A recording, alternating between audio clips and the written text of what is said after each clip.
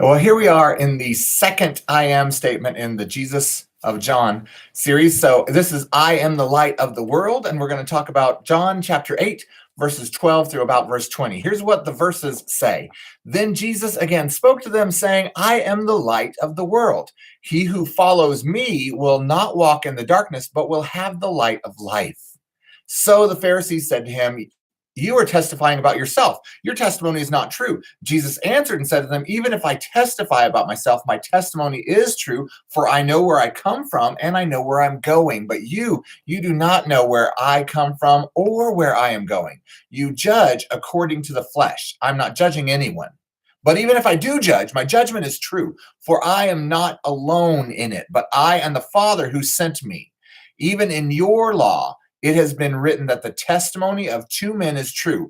I am he who testifies about myself, and the Father who sent me testifies about me. So they were saying to him, where is your Father? Jesus answered, you know neither me nor my Father. If you knew me, you would know my Father also. These words he spoke in the treasury as he taught in the temple, and no one seized him because his hour had not yet come. Okay, so that's an interesting section of the Bible. And Jesus hits on some real high points. The first high point is the phrase, I am the light of the world. Now, think about this as we talk about the light of the world. Remember, first of all, that light is a theme throughout the book of John, but also we want to remember that Jesus is kind of talking about teaching and instructing some people. In fact, he's talking about this while he's teaching and instructing people. And you remember what just happened in John chapter 8. Jesus was there in the temple. He's teaching a group of people. A group of people had gathered around at the temple area to listen to what Jesus had to say.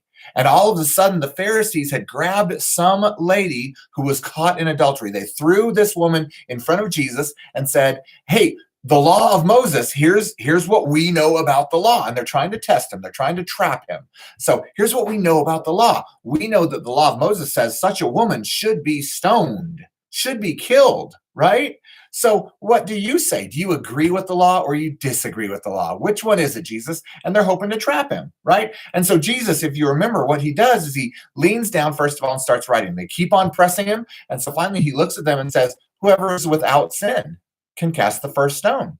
And then he keeps on writing in the sand. And all of a sudden, all the Pharisees, from the oldest to the youngest, they leave, right? They're gone. And it's only the woman and him.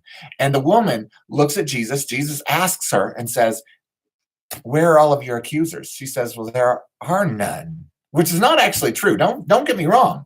All right. We understand, of course, what Jesus has just said is very true. He who is without sin can cast the first stone. Well, Jesus is without sin. He could very easily cast the first stone. He could very easily be an accuser of this woman. And so when he says, where are your accusers? She says, I don't have any, which is a brilliant statement. And he says to her, I don't accuse you either, but go and sin no more. So he knows that she's done something wrong. She knows she's done something wrong. That's not an issue. We all know that. But Jesus is not judging.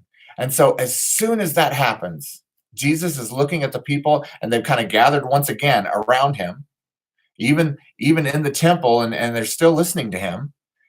And he says, I am the light of the world. So he's giving some knowledge. He's going to instruct people about the way that God operates. You see, at this time, and even today, we often assume that God is just the judge. That's all he wants to do. You've done something wrong, I'm going to punish you. We often assume that in our own lives, we look at that way. But here's what Jesus does. Jesus reaches in there and says, I'm not accusing you. I am not here to hurt you. I'm not here to judge. In fact, he'll say, I'm the light of the world, and I'm going to show you why this is a beautiful statement. Because a little bit later, verse 14, Jesus answered and said to them, even if I testify about myself, my testimony is true, for I know where I come from and where I'm going. All the way through this, he is providing some subtext that really points to his deity. I am is a great deity phrase. I am is the name of God, or a name assigned to God, as close as we can get to comprehending who he is. He's the great I am. And so when Jesus says, I am the light of the world, well, that's pretty deity ridden. But he's also going to say that that he knows where he comes from and he knows where he's going.